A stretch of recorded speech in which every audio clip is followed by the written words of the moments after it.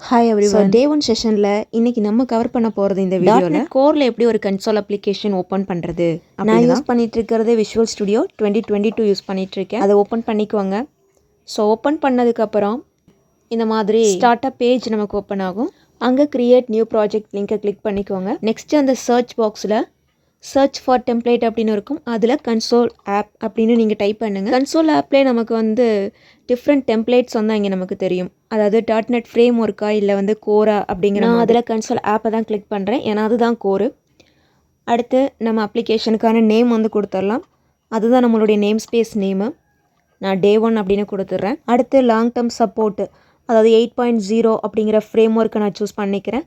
அது எதுக்காக அப்படின்னா ஸ்டெபிலிட்டி அண்ட் செக்யூரிட்டிக்காக நம்ம அந்த ஆப்ஷன் வந்து நம்ம சூஸ் பண்ணிக்கிறோம். ஒரு இ-காமர்ஸ் பிளாட்ஃபார்ம் டெவலப் பண்ண போகிறோம், ஆறு பேங்கிங் அப்ளிகேஷன்லாம் டெவலப் பண்ண போகிறோம் அப்படின்னா லாங் டேர்ம் சப்போர்ட் வந்துட்டு ஒரு சேஃபஸ்ட் ஆப்ஷன் தான். இந்த மாதிரி தான் ஃபர்ஸ்ட் பேஜ் நமக்கு வந்து ஓப்பன் ஆகும். இங்கே நேம் ஸ்பேஸ் எதுவும் நமக்கு டிஸ்பிளே ஆகாது. அதில் வந்து ஃபஸ்ட் இருக்கக்கூடியது அவுட்புட் ஸ்டேட்மெண்ட். console.writeLine அப்படின்னு இருக்குது. ஹெலோ வேர்ல்டு அப்படின்னு கொடுத்துருக்காங்க. நான் ஜஸ்ட் இந்த மேலே இருக்கக்கூடிய ஃபஸ்ட் லைனை வந்து நான் ரிமூவ் பண்ணிவிட்டு உங்களுக்கு நான் எக்ஸிக்யூட் பண்ணி காமிக்கிறேன். இது கமாண்ட் ப்ராம்ப்டில் தான் நமக்கு ரன் ஆகும் இந்த அவுட்புட்டு.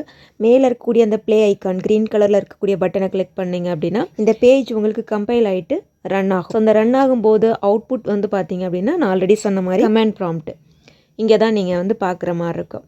இப்போது இந்த console.writeLine அப்படின்னு இருக்குல்ல, இதை நம்ம வேறு விதமாகவும் கொடுக்கலாம். அதாவது நம்ம அவுட்புட் ஸ்டேட்மெண்ட்டே வந்து console.writeLine அப்படின்னு கொடுக்கலாம், console.write அப்படின்னு கொடுக்கலாம்.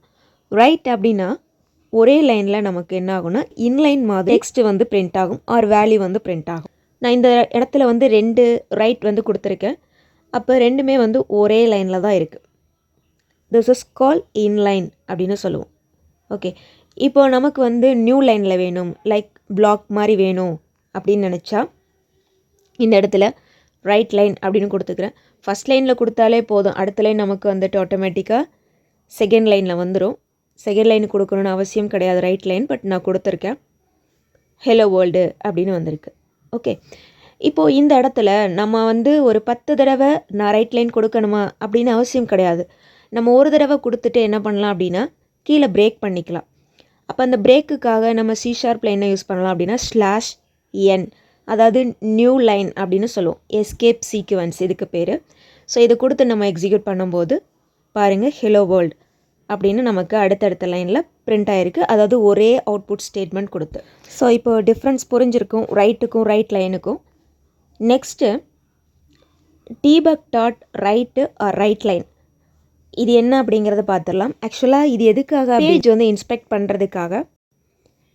இது டீபக்கிங் டைமில் தான் நமக்கு என்ன ஆகும் அப்படின்னா அவுட்புட் விண்டோவில் வந்து அவுட்புட் வந்து டிஸ்பிளே ஆகும், கமெண்ட் ப்ராம்ப்டில் வந்து டிஸ்பிளே ஆகாது.